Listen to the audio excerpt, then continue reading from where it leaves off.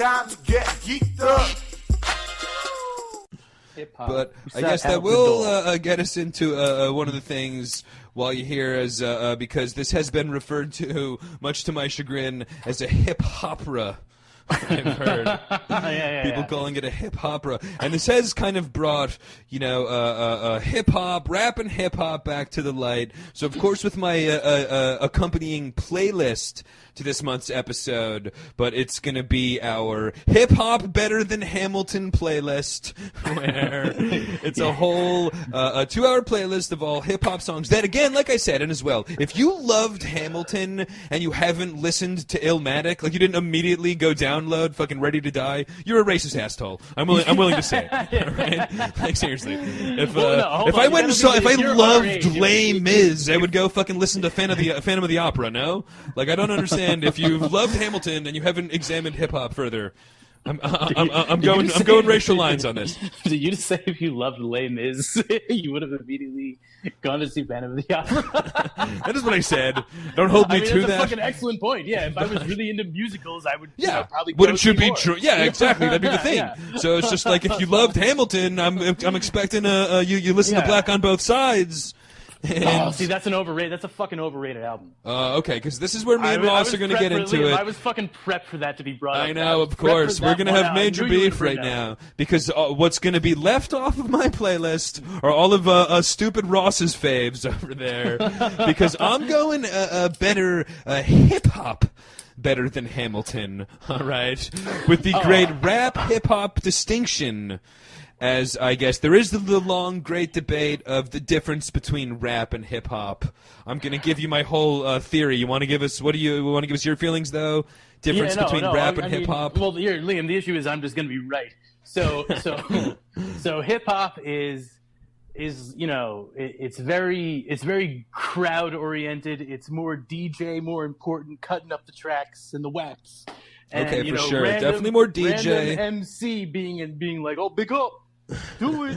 And by crowd, you mean like in front of people, or like a crowd? Because one of the distinctive parts of hip-hop that I feel is a little bit of like the lot of rappers doing it together, like groups, seems very hip-hop to me. You know what I mean? Where it's like... No. I don't. You don't know what I mean? You know what I mean? It's just like hip hop is kind of like, there's like, more than one voice on the track going back and forth, where it's just like Biggie and Jay-Z, they rap the entire album by themselves. Hip hop, when there's like, even like Wu-Tang, when there's like 5 MCs coming in different verses, it feels a lot more hip hop because it's got that cypher kind of feel, passing the mic. All right, I see what you're saying. Passing the mic, hot mic, pass it around. Pass it to the left, son. And of course, me and Ross are, but I guess you're kind of more speaking of like the elements of hip hop, as of course. Yeah, hip hop is the culture. I don't like the fucking term hip hop either. It sounds like very fucking pussy to me. Like I feel like you're a bit like, well, that's kind of what it is, though. In like my I book. hip up and down and I hop all around. Like go fuck yourself. Fucking tool. In my book, like hip hop, kind of, and I'll quickly, I guess, run through my very uneducated or my very unprepared, my very unresearched philosophy of the history of rap and whatnot. But pretty much I'd say with NWA. It became kind of more sub-genre based, where up until then, like throughout the 70s when it was invented and through the 80s, it was all hip-hop was the culture, and rapping is kind of like the art form of what they're doing when they're, you know what I mean, when they're rhyming over the beat is rapping, and it kind of all falls under the genre of hip-hop with the DJing and the B-boy, the beat break dancing and like the whole cultural aspect. Liam, that's such an annoyingly good argument. But then what happened, though, with NWA, they became like super controversial and had content that then like Rakim and EPMD didn't want to be associated with. So then it became kind of gangster rap and hip hop throughout the 90s, where like we liked more gangster rap, Biggie, Mobb Deep, Jay-Z, talking about streets and drug dealing, that kind of stuff, where there was the other genre like De La Soul, and there were still people doing like more. A Tribe Called Quest. Exactly. And, so that would be kind of more like rap. Like it's all, like I said, hip hop, but like the subgenre of like rap and gangster rap is the more hardcore stuff. Hip hop then became the more danceable. You know what I mean? Totally win. Positive. You totally fucking win. If hip hop is the all-encompassing genre, then rap, gangster rap, I mean, that's like the lyricism, definite all, like, thing. But then, like in the beatboxing would fall 90s, under though, that. but then I'm saying in the 90s, it became all subgenres. Where, like, in the 90s, like, Mos Def and all that stuff was hip hop. Oh, and no, it's it like was hip-hop, conscious hip-hop. rap. Exactly. It was conscious. Yes. Socially conscious oriented stuff was more. That is what, like, the definitive genre of hip hop. And then rap music, like, I've actually talked a lot about on various Jammin' World podcasts, but it's really kind of like this day and age of content being much more directly for specific genres. Rap kind of had in the 2000s become very regional and genre specific with like Dirty South and West Coast, even like 50 in the East Coast. Twisted and Screwed, like the exactly like, Purple Drank rap. But like in the early 2000s, rap, for example, there was like Game doing West Coast rap, 50 doing gangster rap, fucking Outkast and Ludacris doing Dirty South rap, and then throughout the decades, it was like trap and like auto-tune, and Chicago was still bumping out hip-hop with Kanye and Chance the Rapper and all, you know what I mean? Where it was like, there's still more. So it's like rap has really become really genre-specific over the last. Like now there's mumble rap. And that's honestly why, as I've talked about a lot on the show, but it's kind of weird for guys like me and Ross, where like nostalgia-based rap is not as it's one of the few genres where contemporary rap artists that me and Ross have never heard of are more popular and more tour success than like the all-time greats. You know what I mean? Like the Rolling Stones tour would outsell the fucking the Black Keys tour, whereas fucking Post Malone would crush Run DMC. You know what I mean? Me and Ross saw Mobb Deep at Irving Plaza. Me and Tiernan and Neckis. That was fucking Prodigy's last. New York last show, right? Live. Yeah. And then me, Tiernan, and Neckis last year, as I did the official Big LW concert review. Check it out on YouTube. Hold on. You, Tiernan, and Neckis went to random concert? Went to Wu-Tang. 25th anniversary. I forget why you couldn't make it, but nobody else could come except Jacobson bailed. You bailed. Nobody could make it. On like last year, I think in February or whatever. But it was the most epic 25th anniversary concert ever. But it was at T5. We're talking like rock clubs where, you know what I mean, like the Grateful Dead tribute band now is playing at stadiums. You know, it was like nostalgia acts and rock and roll are like like Pearl Jam, like just from the 90s. Pearl Jam and Metallica are still major touring entities where Nas really isn't. You know what I mean? Maybe Jay-Z would be. Dude, I mean, because the smallest show I've been to was clearly a Core Mega show. My boy Core Mega. I remember seeing. Yeah, you showed me the video of that. You were fucking. He was straight up performing at Duff's or some like fucking shitty bar. You know, he was playing at Knitting Factory in Brooklyn, which is like a very small venue, but it's a very pleasing venue. Like that was actually. Who went with? There was one more Mobb Deep concert at Knitting Factory. Jacobson and I went. We both, I think, like went straight from work. We both went straight from work, so we were both in our fucking suits at this Mobb Deep concert. I remember missing that one, and then being so happy when you told me that you guys were both Madden tournament style in your suits. Just fucking just ready to go. Like it was unbelievable. The good thing about the Knitting Factory is that the crowd is not nearly as, whitewashed as some would say as it is in Manhattan. Ross is looking for the non-Hamilton kind of crowd, if you know what I'm saying. He wants the authentic Core Mega fans out there, and who can blame them? There's one more thing I need to say about Hamilton is that. Those fucking female background dancers in their like little Revolutionary War outfits were all fucking 10s, and it was unbelievable. I mean, I'd hope so. This is the most successful fucking show in Broadway history. I'd imagine they get some hot dancers back there, but I saw Kinky Boots, and there was way more impressive dance numbers going on. Did you see Kinky Boots? I did. I've like on the low seen fucking most Broadway shows in the last like several years though. I gotta be honest.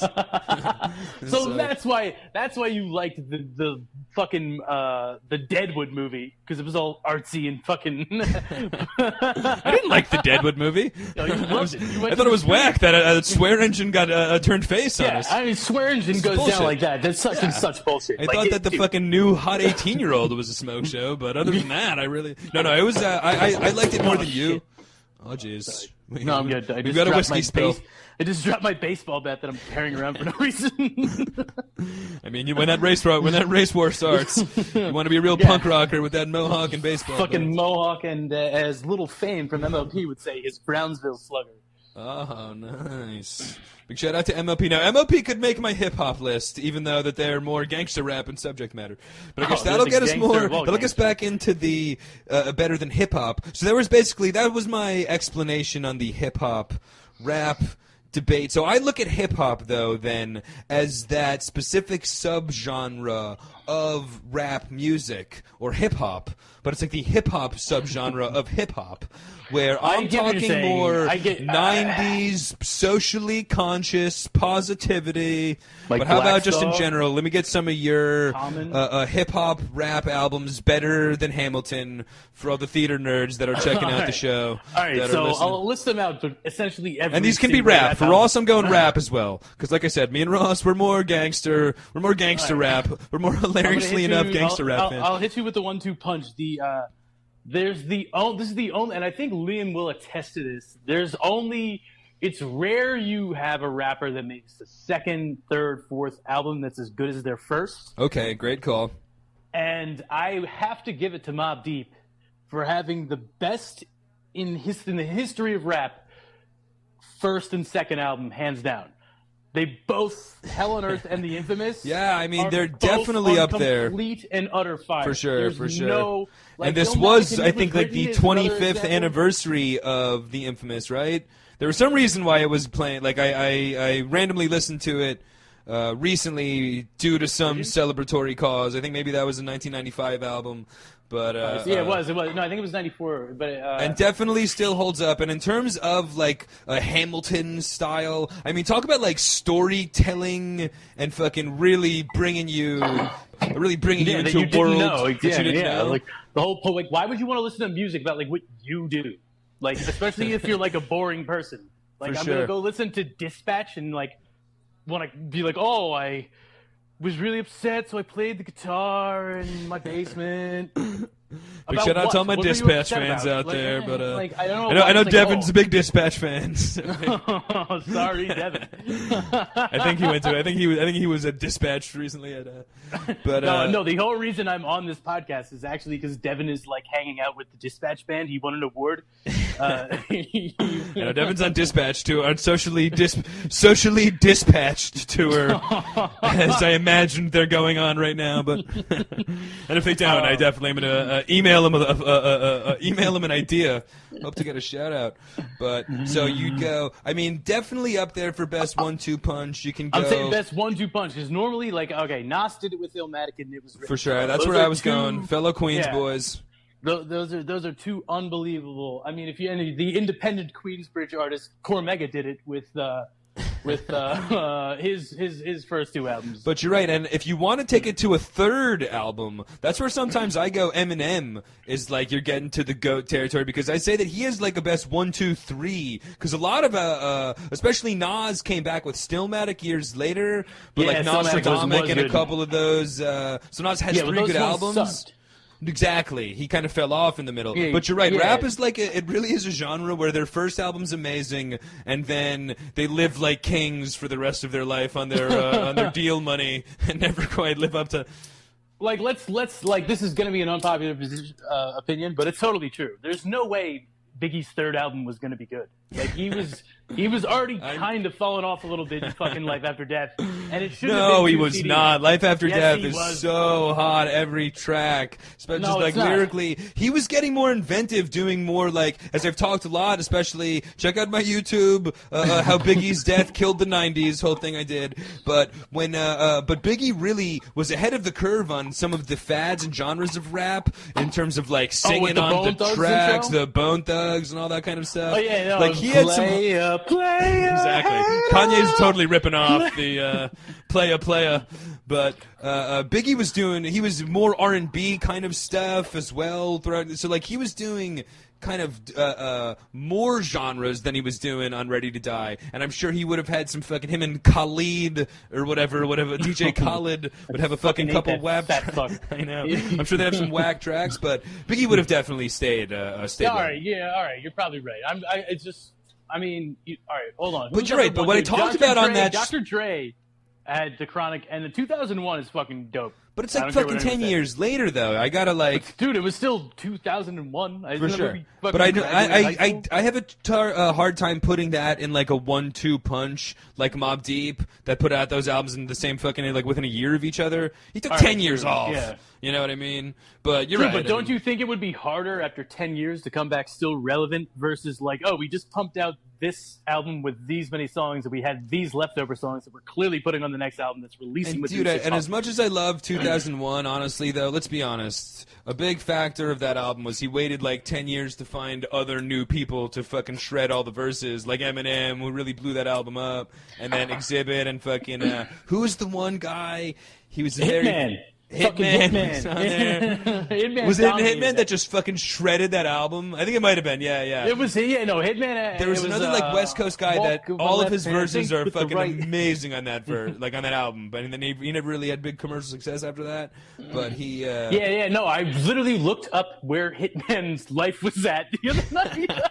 How's he doing? What's up? He totally fucked himself when he left. He left Interscope or whatever, and he totally fucked himself. Okay, I see. He went out for his own deal. And then he like tried to work. He said, because no one was gonna stop my creative freedom. And it was like, well, dude, considering you don't have anything out now, like. I mean, I'm sure did write all of those verses for Dre. Dude, I guess those one of the couple classic songs ones. Hitman was on. One of the classics that. The Eddie Griffin rant, yeah, for sure. No, that album is, dude. That album is hilarious as well. It can be listened to almost as like a comedy album with some of the fucking some of the songs are just fucking hilarious. But I guess like, to get back into some of the classics, I think we can throw it in there. A great 1-2 punch in terms of group albums, and where I say could be the all-time best. I swear to God, if you say Wu-Tang. Yes, of course. Oh, dude, I fucking hate Wu-Tang forever. Well, I mean, it's, of course, no 36 Chambers. But in terms of Wu-Tang, what I was going to say, though, in terms of them really being the best example of crossing over into both being rap and hip-hop, because there's something extremely hip-hop, independent production kind of feel of 36 Chambers, all sorts of MCs coming at you. It's like gangster, but it's not fucking like Biggie, and it's not fucking Biggie and Mobb Deep gangster. But it had its own. The 36 Chambers, one of the great albums of all time. Of course, Wu-Tang Forever, not as good, but still solid. Not nearly as good. Not nearly as good. But then we've got all of the individual member albums. The individual names, their albums are all pretty much. What's your favorite? What's your favorite member album? And those albums are more rap to me. Like Raekwon, like Only Built for Cuban Links is a rap album. So 36 Chambers is hip hop. How about that from Mindfuck? Yeah, so I'm not going to agree with you there. That's where I dislike, just because there's more rappers in a song doesn't make it hip hop to me. It just means. Yeah, but it's also just kind of more positive. Like, it's dude, how is a song called "Protect Your Neck" more positive? It's about just more people talking about how they're going to kill you. Yeah, I know, but it's more goofy and wacky and cartoonish, those songs. And then, like, Cream is more, like, socially relevant as opposed to, like, just straight glorification of fucking...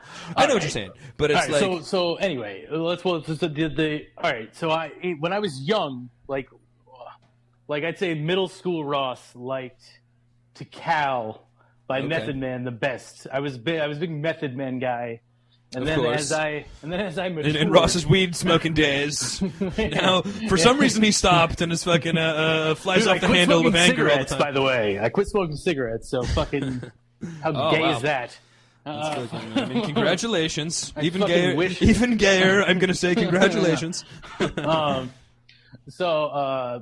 then it went from Tikal to obviously Only Built for. Whatever Cuban Links. Only Built for Cuban Links. That's probably the most like gangster of all of the member albums. Yeah, because it's the purple tape. And they're literally like cooking. There's like literally skits with them cooking crack, like literally.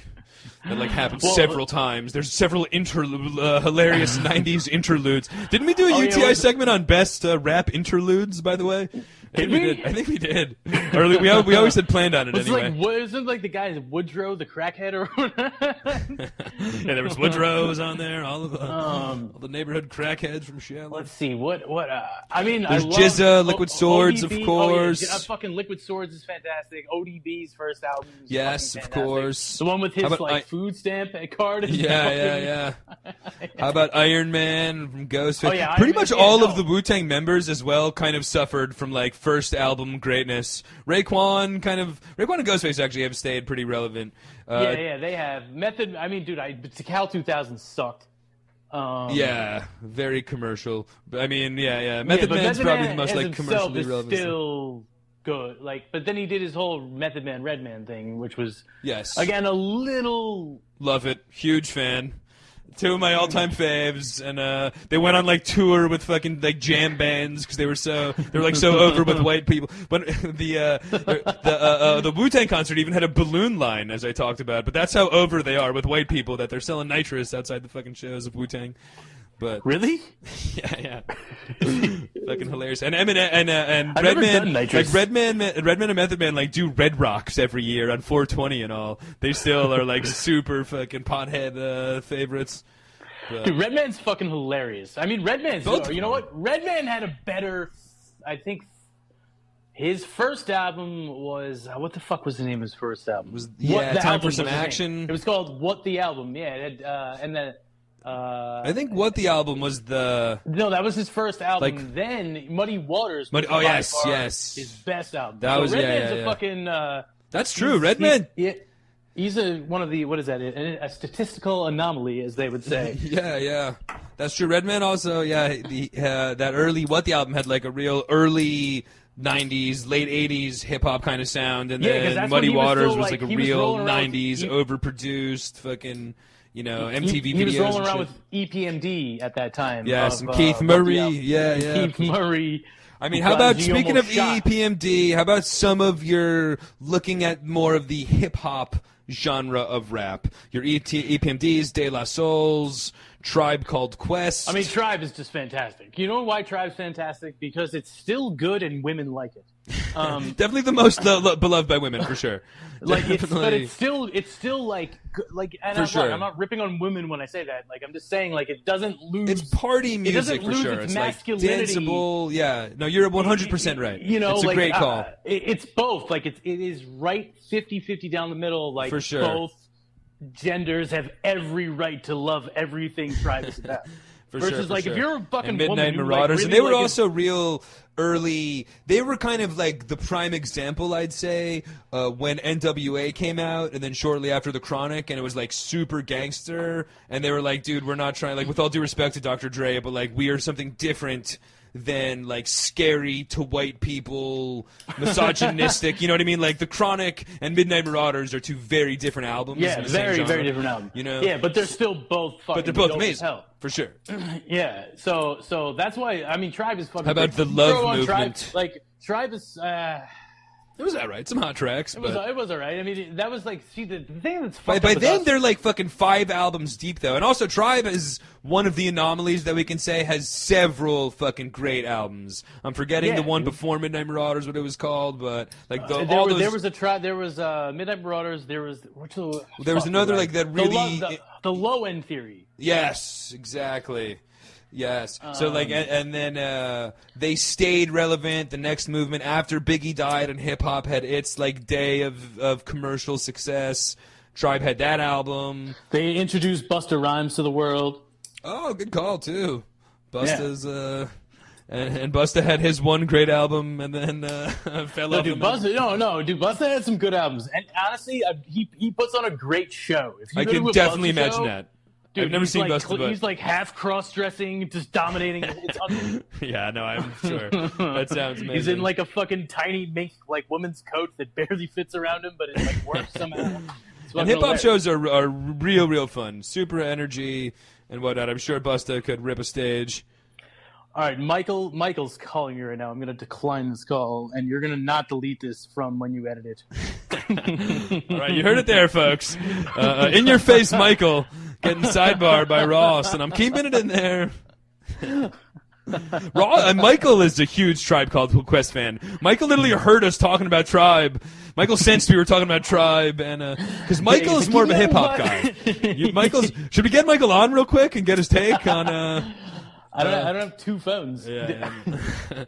But Michael would be more a little bit of a hip hop fan, I'd say.